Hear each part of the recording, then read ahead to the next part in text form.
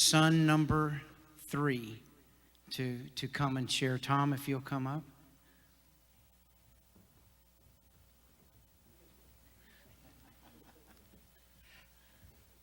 Good morning. One of the things that I was asked to share, my father from, and those of you that were at his father's funeral, remember that the 23rd Psalm was read there, and this is something that spoke very deeply to my father over the years. One of his favorite scriptures. So if we can get that up on the board, Mark. I was requested to read this here today, and I think it's a perfect text for what we're talking about. The Lord is my shepherd, I shall not be in want. He makes me to lie down in green pastures. He leads me beside quiet waters. He restores my soul. He guides me in paths of righteousness for his name's sake. Even though I walk through the valley of the shadow of death, I will fear no evil, for you are with me. Your rod and your staff, they comfort me. You prepare a table before me in the presence of mine enemies. You anoint my head with oil, and my cup overflows. Surely goodness and love will follow me all the days of my life, and I will dwell in the house of the Lord forever. Now, one of my favorite parts of this psalm is the second verse. Mark, if we can bring that up. Notice the verb here. He makes me lie down in green pastures. He leads me beside quiet waters. There's so many times in our lives when we get to a place where here we are, we're sharing our grief as a family, and we're sharing our grief as a community, really, because Dad touched us all in so many ways. And the Lord reminds us, lie down. It's okay. I've got this. And as a sheep, we want to go, but Lord, there's the wolf. Lie down. There's plenty of grass and water here for you. Nothing to be afraid of. I've got it.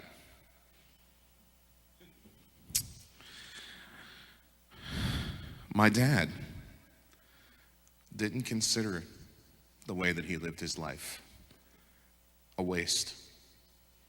I look around this auditorium and I see so many faces. And if we were to open up this microphone, we'd be telling stories through tomorrow about ways that Dad touched our lives, showed up when we needed it. Not just family members, but complete strangers. People alongside the road whose car broke down. People who he just happened upon in a crisis in their lives. And certainly school children that needed shoes. I was happy to hear Rick talk about how it's easy to confuse my dad with Jesus. And there's a story that I elected not to read this morning because of time and because of the shifts that's gone on in our schedule.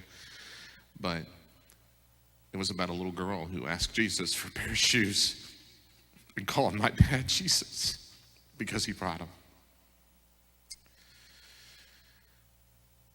It's easy for everyone to see that we live in a world of great darkness. This is not a mystery to anyone. It's not mystical.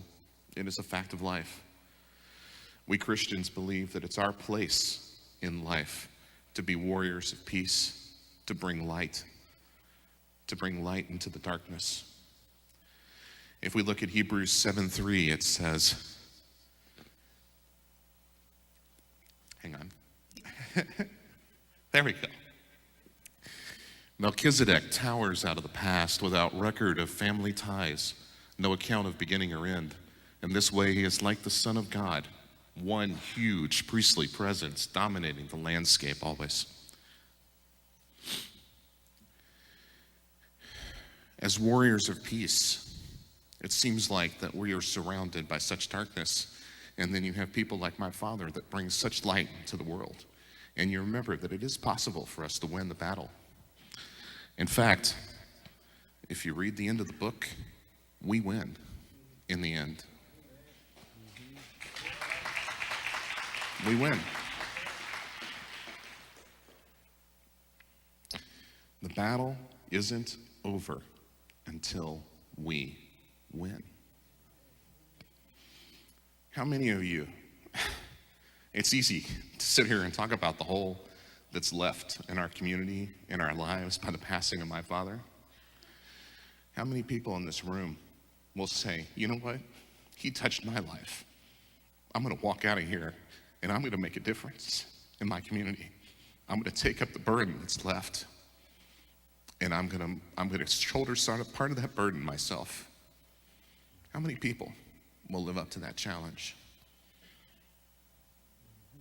Because this is the way we win. It's not in the big battles. It's the neighbor that needs something. It's the car that's broken down on the side of the road. It's people that need $1 for food. It's the little things that make the difference.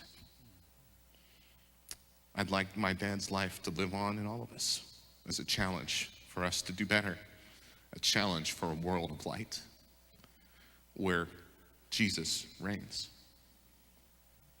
Amen.